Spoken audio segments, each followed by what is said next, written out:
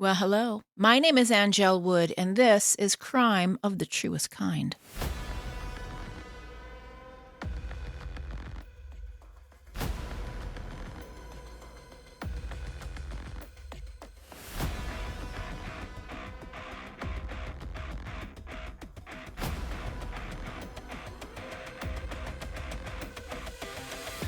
In Massachusetts, there are currently 214 missing persons cases listed in NamUs, the National Missing and Unidentified Persons System.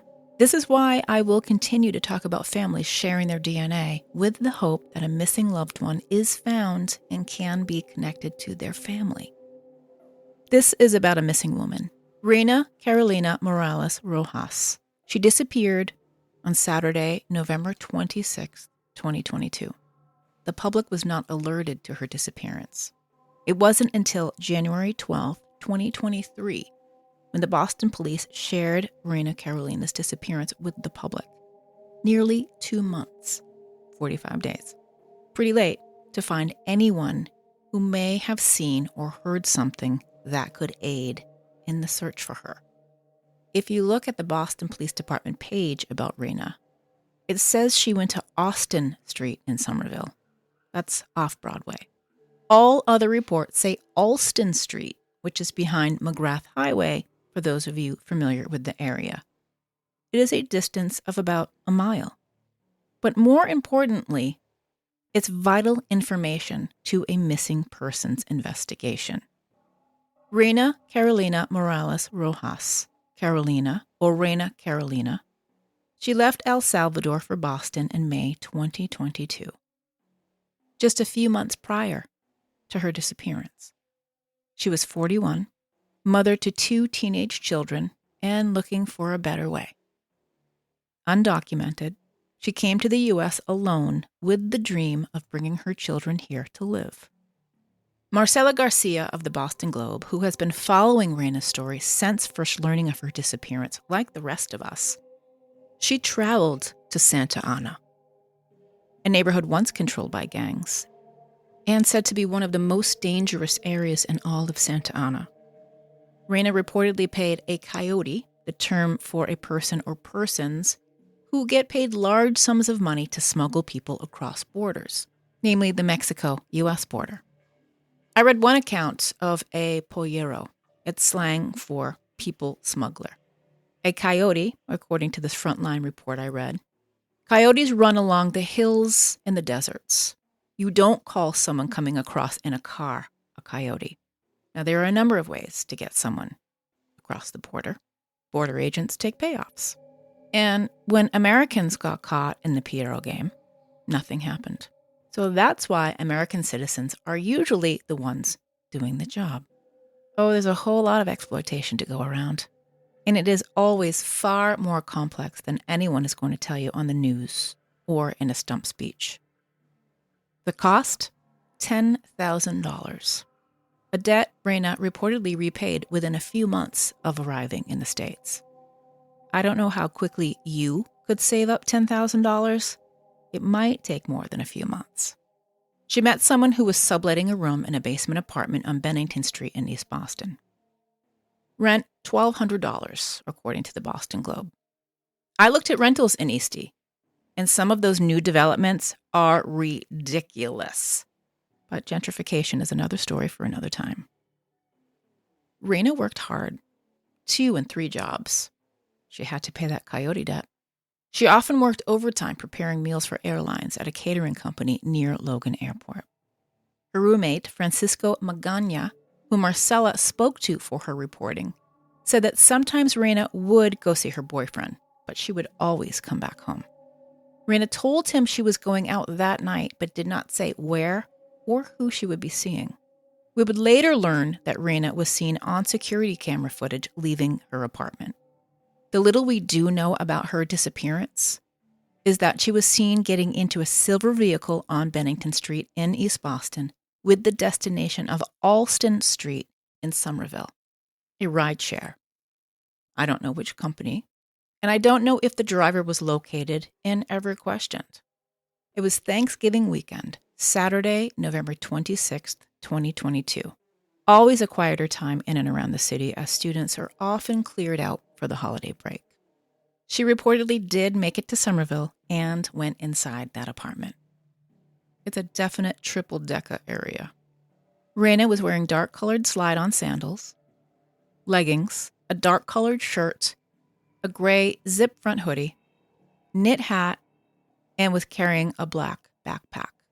She had at least 2 cell phones, both of which were turned off right after midnight on November 27th, 2022. And that's where it ends. Reina is reported missing on Monday, November 28th, 2 days after she was last seen and after she spoke with her family. She always spoke to her family, especially her 2 children, Justin, who was 14 at the time, and Kimberling, 16. It took the Boston Police Department 45 days to share the news of her disappearance. In an interview with PBS NewsHour, Boston Police Deputy Superintendent Victor Evans was asked about it and called it a misstep that happened. He said the police department owns it and it shouldn't have happened. He also admitted that it is not standard protocol for an alert to go out for a missing person 6 weeks after they have been reported. At the time of this public announcement, the local news was giving minute-by-minute reports of the missing mother from Cohasset named Anna Walsh. Herself a Serbian immigrant who made a career in commercial real estate. She did deserve that kind of urgency. And as we have learned, her husband is charged with her murder and for discarding her remains. He is in jail with the trial to begin later this year. Reina had immigrated from El Salvador, hoping to provide more support for her 2 children back home. After not responding to any calls or messages, Reina's sister Alicia contacted her landlord, who filed a report with the Boston Police Department on November 28th, 2 days after she was seen. Women's Media Center reported on her disappearance and the lack of attention on her case. The piece dated June 22nd, 2024, which is my birthday, and written by Mariana Martinez Barba.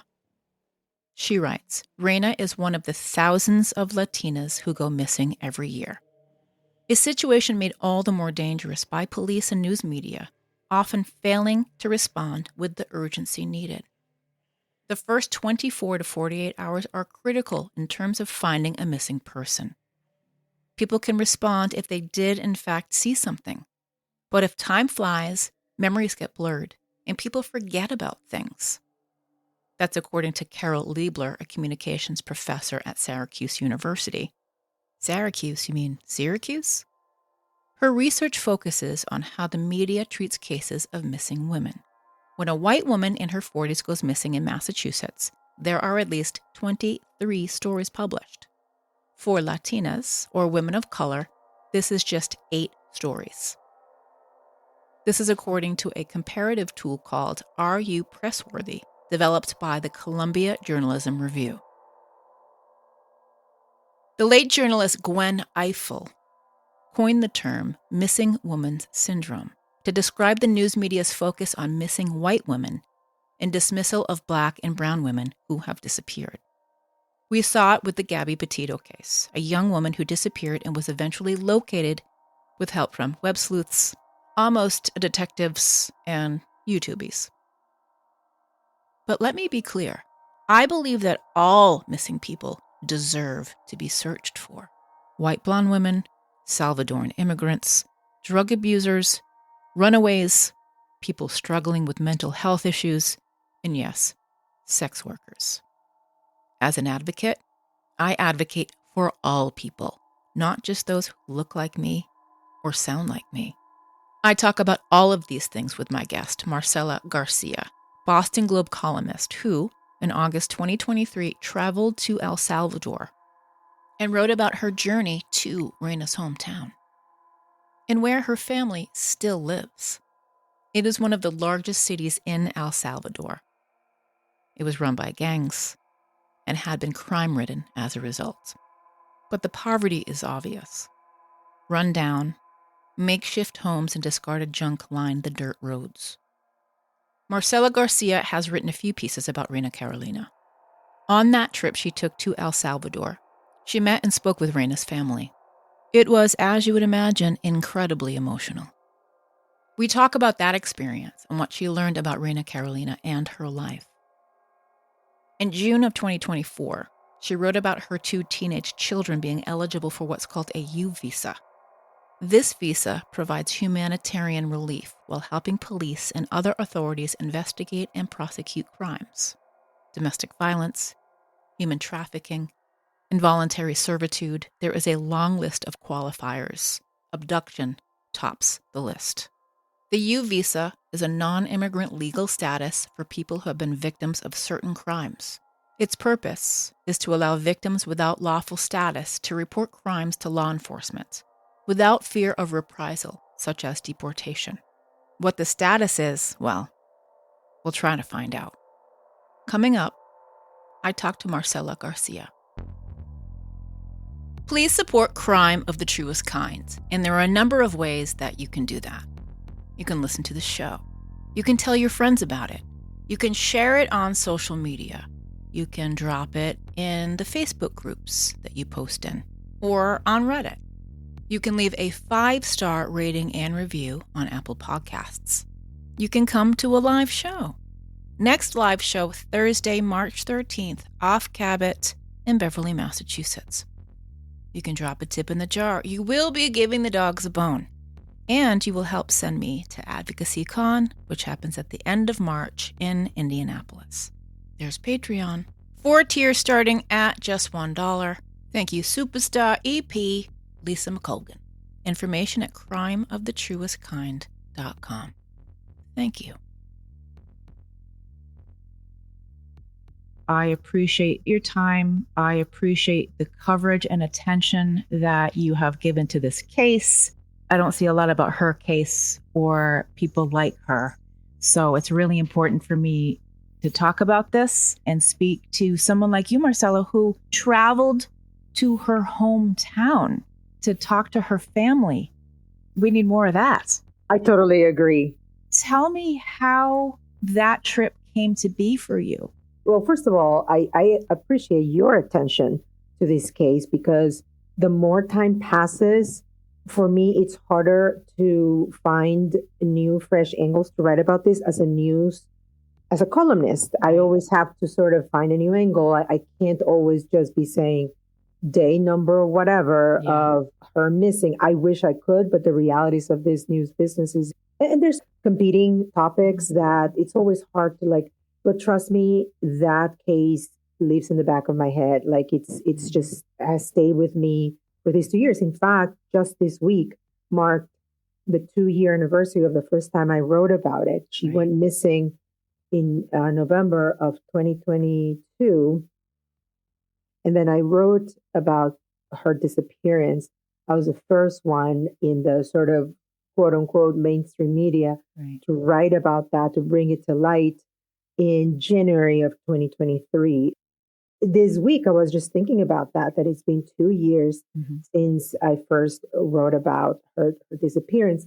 The trip came to be, I obviously try to write that first year in 2023. I tried to write as much as I could.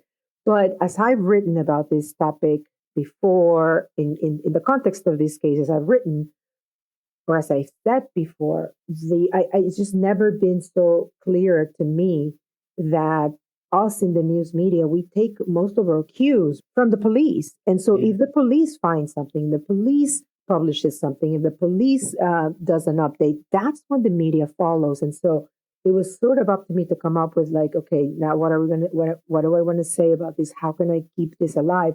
And so my editor actually was the one who pushed me to go. In all fairness and honesty, he was like, why don't you just go? Because I was very sort of intent of telling the story of who she is as a person, how she decided to come in. And I realized to come here, right? I realized that I couldn't tell that story without actually going to that place, to her hometown, to her home country, because she has no family here. She still has no family here. And so it's not like I could interview the daughter, her daughter or her son here, her sister, they were all there. And mind you, I had been in touch with them via WhatsApp, via phone, in constant communication, but it's very different when you're there face to face. And so my editor was the one who gave me the green light and who pushed me to go. And when he brought it up, I was like, absolutely, I'm gonna go.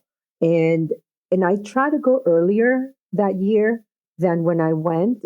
But and I've actually never talked about this before, but at the time, I think again I went in August of that year. I tried to go a couple months before, but I couldn't find enough. I had some contacts, some people in the news media that work in El Salvador, but El Salvador is a very unstable country, if you will. And at that time, there was some violence, and I was sort of advised not to go. And so I waited, and then finally the opportunity came up to go in August. And so it was eye opening in many ways. It was very obviously emotional. I didn't think I was going to be so affected personally, to be honest, but I was. I The first time that I visited the family, when I met the mom, oh my God, I had to go to the bathroom to like cry.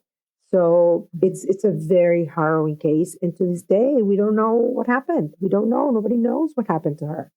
Thankfully for your reporting and a little bit that we learned from the Boston Police Department, the little that we know is that she took a car, I believe a ride share service Yeah. from East Mhm. Boston to somewhere in Somerville to visit a friend. Yeah. And no one saw her ever again after she got out of that car. Correct. That's the official word. To this day, I have not found anybody else who has seen anything. That was the last time going into that place was the last time she was seen. I believe, and again, I'm not 100% sure, but I believe she was seen going in, but not out when she was dropped off. The central aspect of this case to me is that there was a big gap between she was reported missing and the time the police publicized her disappearance. That doesn't mean that the police wasn't doing anything to locate her, but we don't know what they did or what they didn't do. What they have said, which is very rare, they have admitted, they have said we should have publicized her disappearance earlier.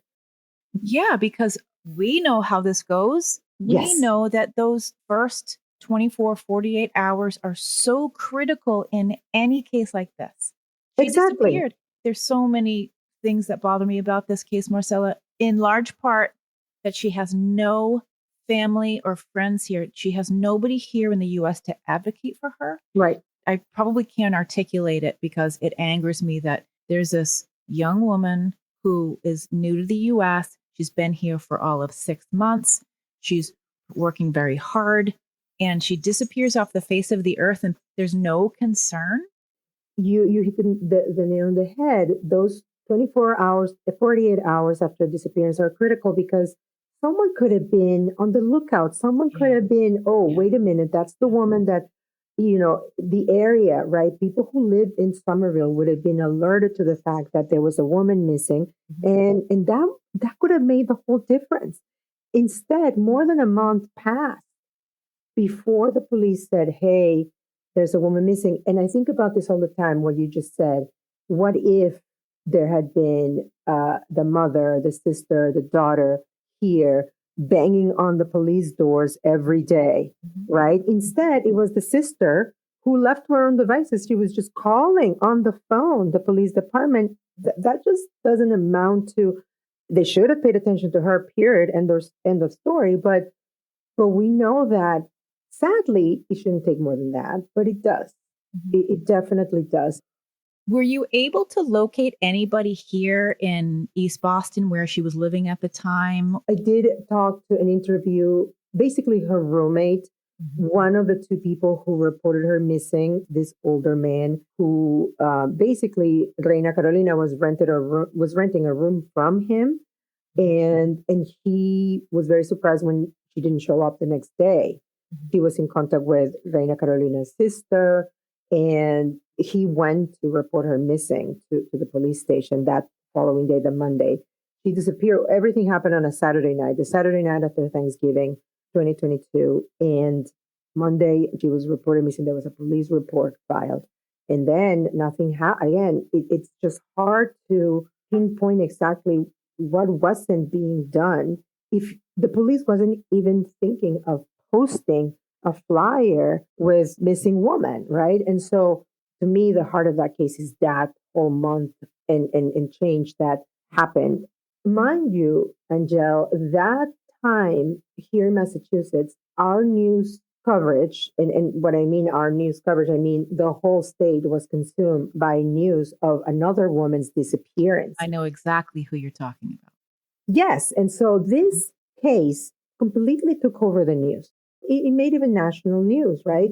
This woman in a wealthier part of the state went missing, and it ended up being that her husband was charged with her murder. And this is a guy, I think he's in custody or something. I don't know. Maybe he's out on bail. I don't actually know. He's in custody. He's in custody, yeah. He'll go to trial. I don't know if they've set a trial date, but it should be in 2025. But the way this case consumed everything, it was everything people were talking about, because this woman's disappearance happened over New Year's, I believe. And so meanwhile, there was this woman from East Boston, an immigrant who had been missing since Thanksgiving. And not only the media didn't know, like, nobody was paying attention to this. There was this family in El Salvador who was like screaming and clamoring. I mean, when you think about the frustration, the pain, the sheer frustration of being so like far away, and your loved one, like and her sister couldn't get on a plane because she didn't have a visa. And so otherwise she would have been here.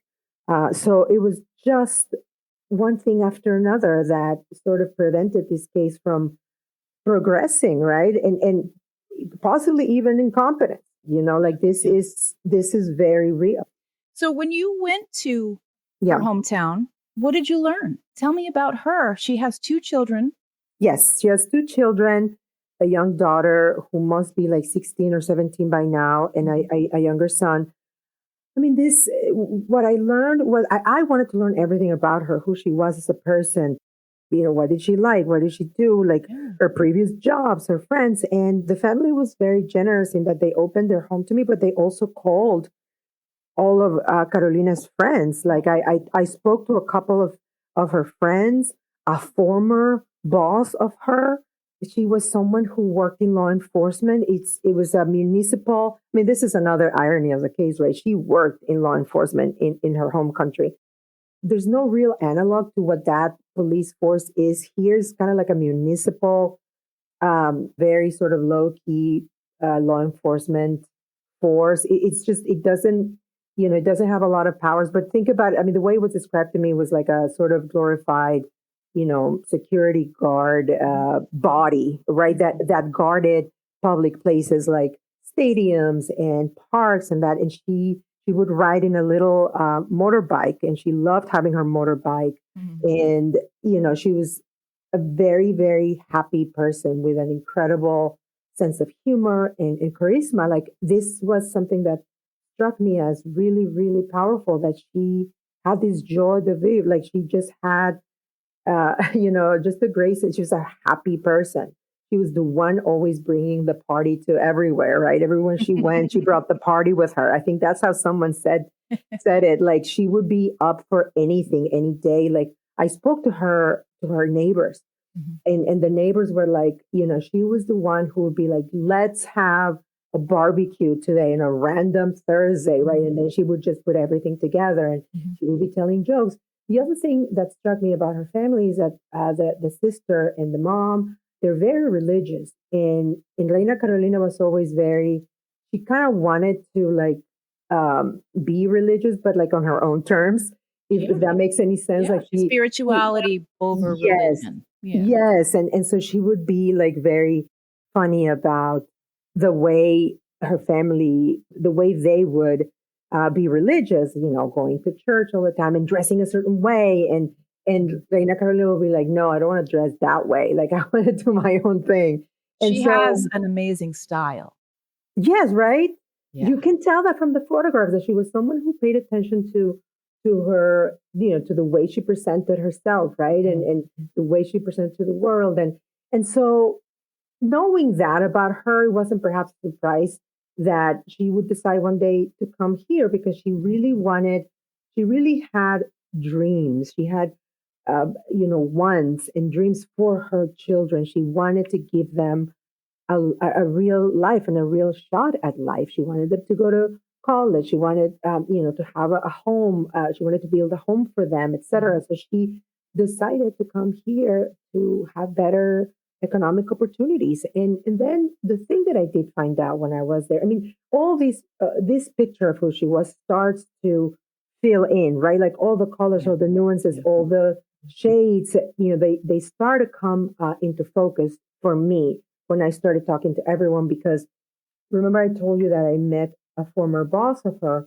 She told me that, and again, this is secondhand, right? I couldn't entirely confirm it, but the boss told me that at the time when Reina Carolina decides to come to the US, she was having some issues with a couple of colleagues at work in this sort of law enforcement body that she was working for. She had a couple of incidents where two different men had sort of harassed her, basically escalated sexual harassment. And so that also played into her decision to leave. And it was very delicate the way she put it to me, because she told me not in front of everybody, like she told me separately, like, I think Reina Carolina was dealing with this and she and I were in touch even after she left. And she told me all this, that, she tried to also denounce these people and it went nowhere.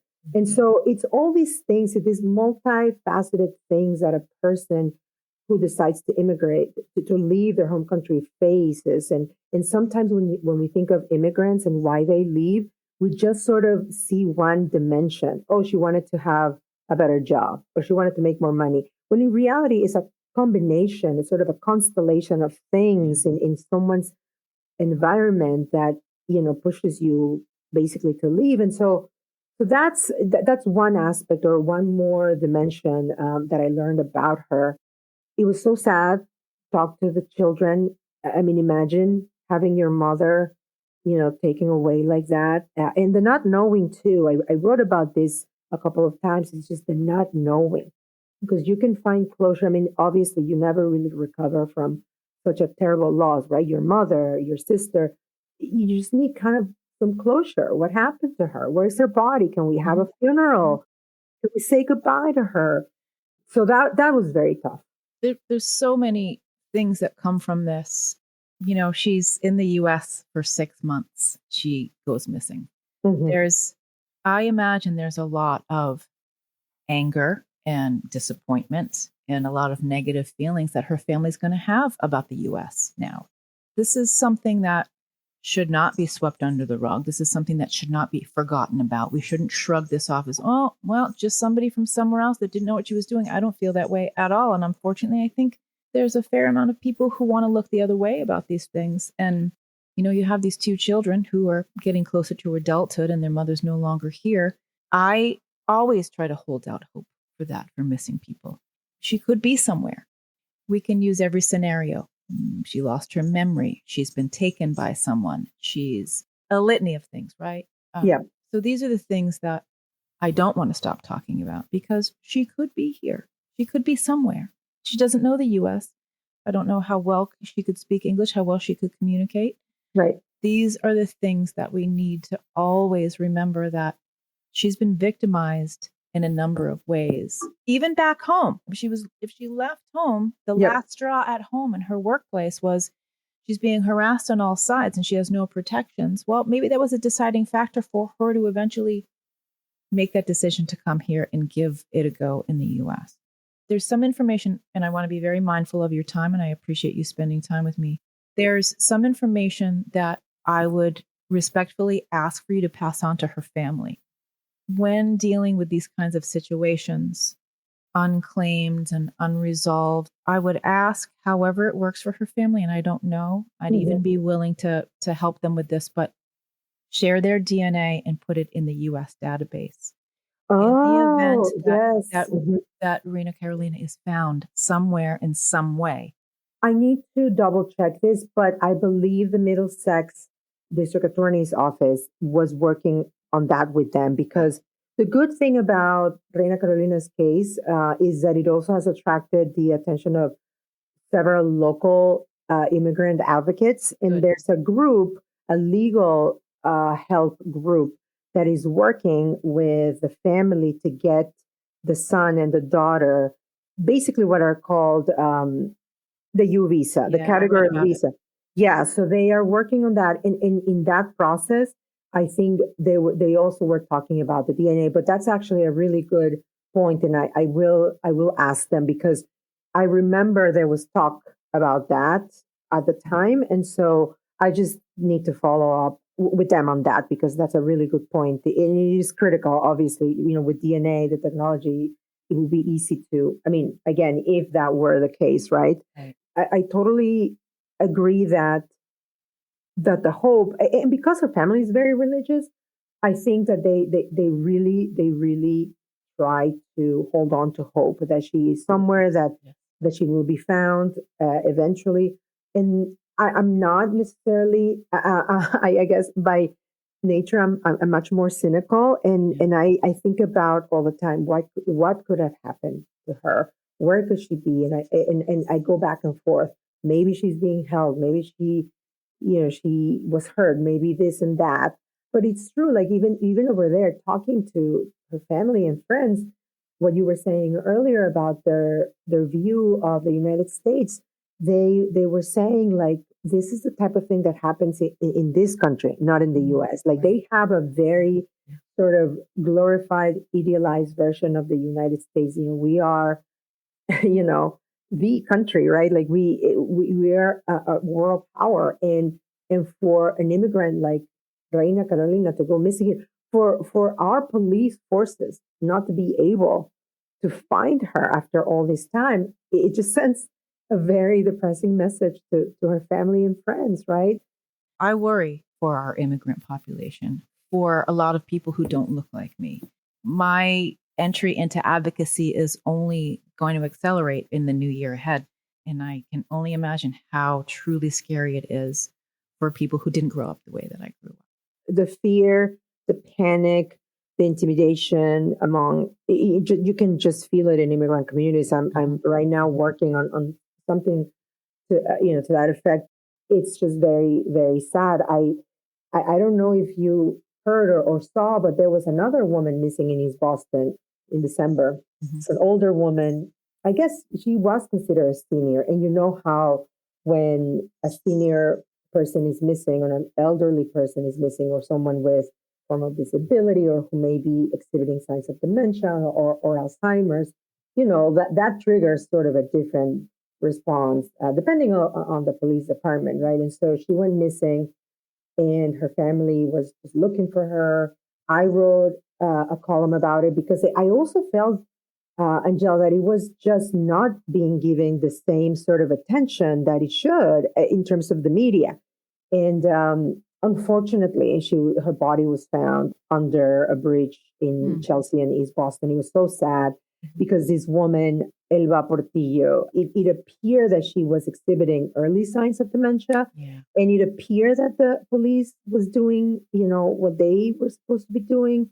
But I also didn't get the sense from her family that they were happy. I mean, to be fair to the police, Angela, and I think I always want to be fair to all parties, right, or stakeholders.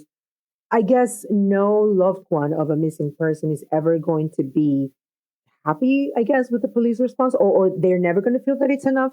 Like you just want to deploy every single like law enforcement agent, right? Like that's something to be said, right? Like I get it, but at the same time, the family of this woman, rest in peace, the daughter was saying to me, it just felt like they were asking me the same questions all over again. It just felt like they were not looking where they were supposed to be looking. And I felt that, like I was like, I cannot believe this again, right? And so again, the case ended up being, a very tragic one because of the outcome, but still, it's just so frustrating. There's that missing piece, that sense of urgency that we don't see, there's not a balance of urgency. Right. We've seen it in so many cases. We can go back to something that's probably fresher on people's memory when Gabby Petito went missing, the internet exploded. And to her family's credit, they recognize that. And to her family's credit, they are working to advocate for women of color, for people in marginalized communities, because they saw exactly what happened.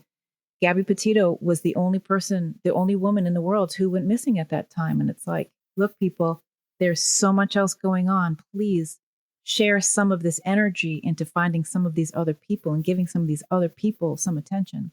Here in Massachusetts, where I live, I have teamed up with some other advocates like myself. We have established a coalition for families of missing and murdered loved ones, for families like this, because I speak to families. An example of that is this young woman named Charlene Roseman, who's from Everett. She disappeared. This is going back a number of years. She disappeared.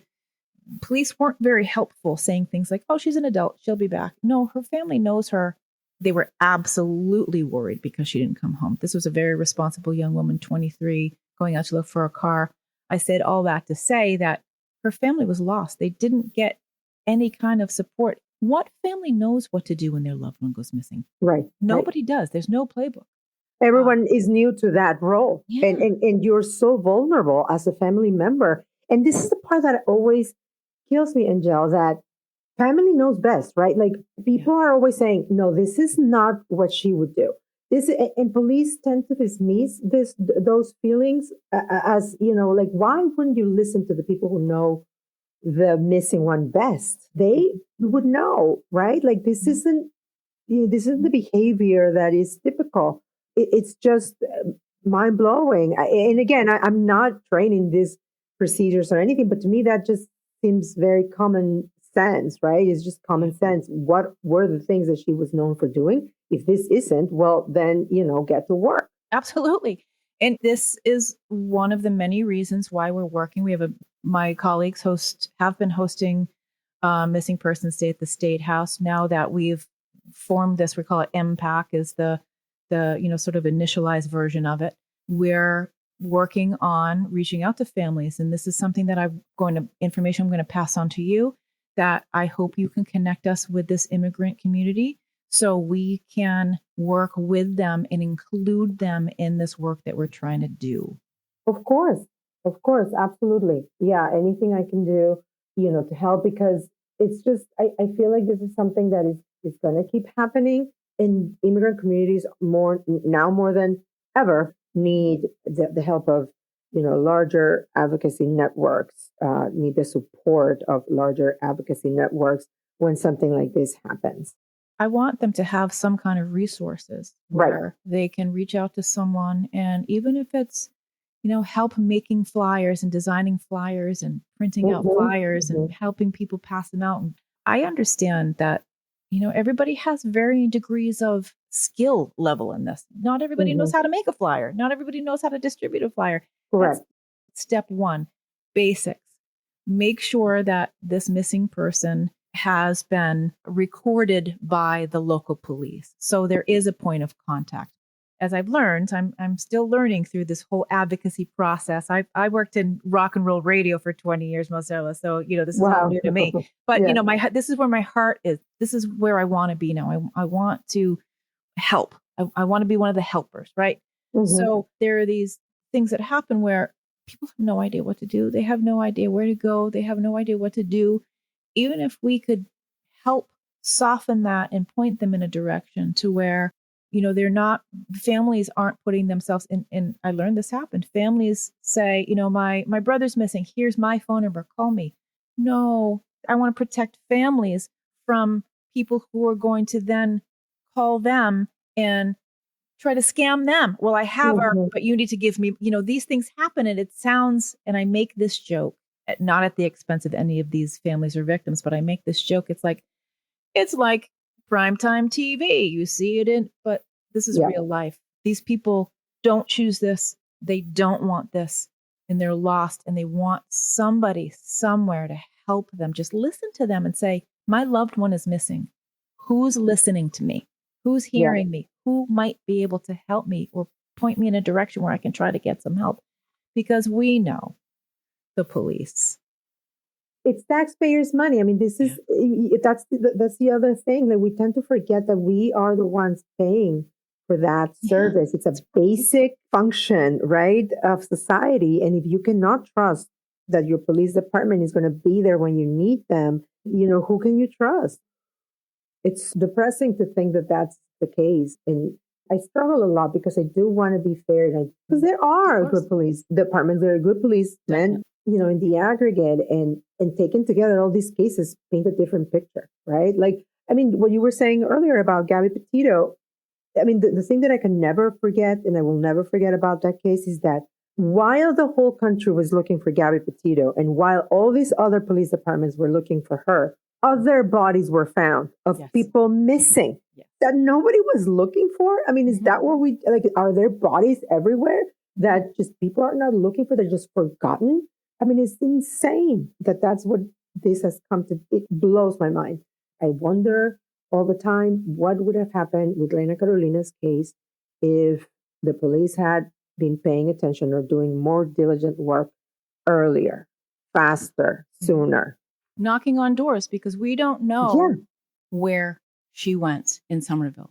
We don't know where she was going. We don't know what she was doing. Was there a job she was going to? I understand she had some cell phones. Who did she speak to? Aside from her family, who was she having communication with? Where was she working during her time here in the U.S.? Right. These are all questions that remain unanswered. Yeah, no, it's a great injustice. And like I said, Angela, I think about it all the time, and I wish I'm always looking, like I said in the beginning, when you and I started talking, I always think of like, what is a new angle? What is a fresh way or approach that I can write about this to sort of remind people? This has also made impact on readers' minds. Like from time to time, I get random reader emails saying, "Whatever happened to this woman that you were writing about?" It's very striking to me that people, some people are paying attention. I know that some of them are paying attention, and it's kind of heartwarming, but also like, it's tragic all around, right? That people have to wonder what happens to someone who went missing months ago, months and months and months ago. And so I'm always kind of looking for that, and hopefully I'll make it work soon enough to be able to write about her again. I don't need to have an update. I mean, I'll obviously reach out to the police, but I've always wondered, I mean, I don't know if this is something that you know, but like in the context of Reina Carolina's case, I've always wondered when is the case considered cold by the police? Like, is there a certain sort of threshold that has to be met, or is there a certain time deadline or period of time that has to happen? Does it vary by police department? Like, I've always wondered at what point does that become a cold case? Well, they'll tell you, depending on the department and where they are, they'll tell you, oh, we're still working leads, or there's no new information, but it's still an open case. And obviously, these are the answers they give you when you try to get any kind of information. If you try Absolutely. to get any case files or whatever, they're like, no, it's a still open case. We can't share anything. Yeah. It varies from police department to police department, from county to county, state to state. It depends on how much or how little work that they've put into it versus probably how much of that they want to reveal to who's asking. Yeah, exactly. And to my understanding, the last time I spoke with Alicia, Carolina's sister, they do hear from time to time from the detective, from the main detective, but not to hear any meaningful update. It's just like to stay in touch, and I guess but it's mostly Alicia who initiates the contact, and it's like very, very sparse, and I don't believe that any meaningful information is ever given to her. And whenever she asks for very sort of pointed questions, what happened to this? What about her? This, I feel like at some point there was a big question about what happened to her cell phone and somebody else's cell phone. Like apparently the person who she was meeting with that night was a former boyfriend of Carolina. Apparently that person was interviewed or questioned by the police. Alicia had questions about what about that person's cell phone, and she never really could get a real answer from them. She also was in touch with Spanish speaker victims advocate from the Middlesex DA's office, but she never really got, oh, this person is a suspect, or we believe this, and this happened, or this is what we're pursuing. I always ask them, can you give me a sense of how many people you've questioned? Show me a measure of your investigation. But of course, that's like asking, the wall. Like they would never say, and like you said, they always say, oh, it's an open investigation, we can't comment. Which of course it's nothing that prevents them from revealing any information. They just don't want to say anything or reveal anything. Very likely they recognize that, well, you said it, they could have notified the public, even just in Somerville and East Boston, and let them know, be on the lookout, missing woman. Here's what we believe she looks like now. We know that right now she's this size, this weight. And the most recent photograph, as I understand it, her hair was very long at the time, or long and dark at the time. That wouldn't have cost them anything to just say that to the public. But for whatever reason, they just made the decision that it wasn't important enough to let anybody know. It just blows my mind. Like, how does a case like that just sort of falls through the cracks? How does that happen? And what trust do I have, or what confidence do I have in the police that that's not going to happen, or that it hasn't happened in other instances? When I have an issue, when I am, God willing, that's never going to happen. But what if I am the victim of a crime? Am I going to trust the police in that way? Like, that just sends a very troubling message to the whole community, not just the immigrant community. Does someone have to be white and wealthy and blonde to, or does a person's family have to be local for the police to do something? It's just so unfair and unjust. It's a grave injustice. That's right. It is. And, you have her family and her two children, which I read a bit about the U visas, and her family, or at least her children who are nearing the age of adult. I would imagine they would want to come here and see what kind of work that they may be able to do to find out information about their mom. 100%, for sure. I mean, wouldn't you want to do that? I mean, it would be the only thing that I would think all the time. Like, I want to go there.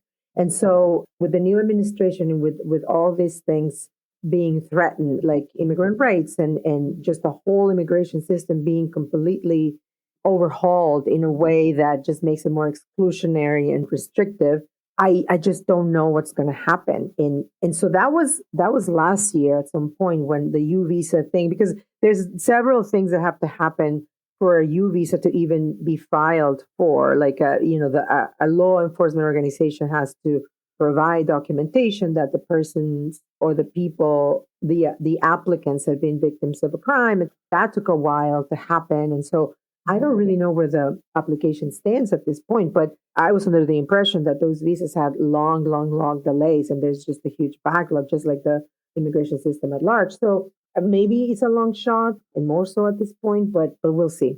Well, my heart goes out to them because they're just in this question mark that looms over them. Sadly, this is what her family is dealing with. This is what Reina Carolina's family is dealing with, this question mark, this ambiguous loss. My mother disappeared. We have no idea what happened. Is she alive? Did someone harm her? We don't know. My friend Julie, who has a missing sister, her sister Mara has been missing for 21 years. She calls it ambiguous loss. It's haunting, and that's a very poignant way of putting it, an ambiguous loss. It's something I just don't want to wish on anybody. It's just harrowing. It becomes part of you. I can't even imagine what that must be like. My heart goes out to her too, and her family. I tried to reach Alicia earlier this week, but we couldn't connect. I'll try it again. Maybe she'll give me something to write about. Maybe there's an update. If you're able to learn as to whether there was any continued conversation with the family about sharing DNA and getting it into the genetic database where law enforcement can access that. I mean, the families have to sign on. I see. Right. For a period of time, if people were like, I don't want to enter my DNA because the police can just go in and take it. That's not the case now. The laws are that you have to submit it to the databases where law enforcement is allowed to get at it. Yeah. We see it with, a number of cases. The Golden State Killer, who was finally captured many years ago, made big news because of the use of DNA and genetic genealogy. These are the kinds of things that are going to solve these cases. This scientific technology that's going to finally lead families to the answers that they have been longing for. Hopefully, one can only wish. Thank you, Angel, for Thank you. giving time to this topic and to remind me to keep digging and to just try to keep it more out there. Thank you for giving this time. And I'll definitely share this with the family. Even though they don't speak English, I want them to know, I would want them to know that you are someone who's putting Reina Carolina's case on the spotlight. Absolutely. And I will reach out to you with all of the information about how we're going forward with this advocacy coalition, because you are a very important connection to this community that we really want to have. Anything I can do. Many thanks to Marcela García of the Boston Globe for covering Reina's case. I continue to follow her case and will share any developments that come up. And I do hope there will be some. After missteps with the Boston Police Department notifying the public about Reina's disappearance, there have been some changes. The Boston Police Department updated its missing persons protocol. In May of 2023, the Boston Police Department quietly revised the department's protocols around missing children and persons. This is according to Marcela Garcia's reporting in the Boston Globe. A policy that was last updated in 1992. New regulations include, among other things, a redesigned missing persons form to collect more detailed information about that missing person, but there appears to be no mention of ethnicity, including whether they use a language other than English, and if so, which one, and an expanded public notification section that includes additional parties to coordinate decision-making around when to issue alerts. Massachusetts Missing and Murdered Persons Advocacy Coalition. We are planning events in 2025. We will be at the Massachusetts State Police Unresolved Cases Unit in the Boston Police Department Cold Case Unit are hosting another Missing Persons Day Saturday, March 1st, in East Boston at the Girls and Boys Club, which happens to be on Bennington Street, the street that Reina Carolina Rojas Morales lived on. And planned for the spring 2025, a Missing and Murdered Persons Day at the State House in Boston. I will be at Advocacy Con in Indianapolis at the end of March. Live show Thursday, March 13th off Cabot in Beverly. Everything at crimeofthetruestkind.com. If you have information about any of these cases that I share with you, you can email me directly, crimeofthetruestkind@gmail.com. You can reach out to the local police department. You can leave an anonymous tip. Thank you for listening. My name is Angel Wood. This is Crime of the Truest Kind, Massachusetts and New England crime stories, regional history, and always advocacy focused. If there is a case that you would like me to know about or information that you have learned about a case, send me an email, crimeofthetruestkind@gmail.com. I do read my DMs on socials. I'm on just about every platform at Crime of the Truest Kind. And do follow the show.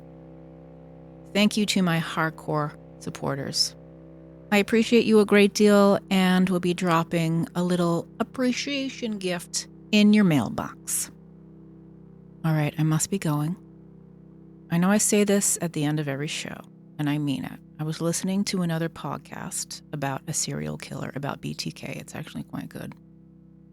And he was almost obsessive about teaching his young daughter about safety, making sure that doors were always locked. Why? Because he was a predator. And by all means, lock your goddamn doors.